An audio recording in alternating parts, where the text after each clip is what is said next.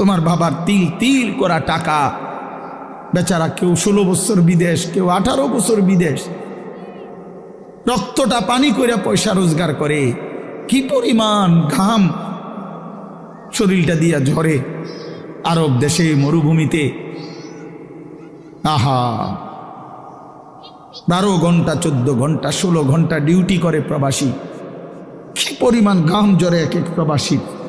প্রতিটা টাকার মধ্যে, প্রতিটা দিনার দিরহামের মধ্যে, প্রতিটা রিয়ালের মধ্যে ঘামে ভিজা, ঘামে ভিজা।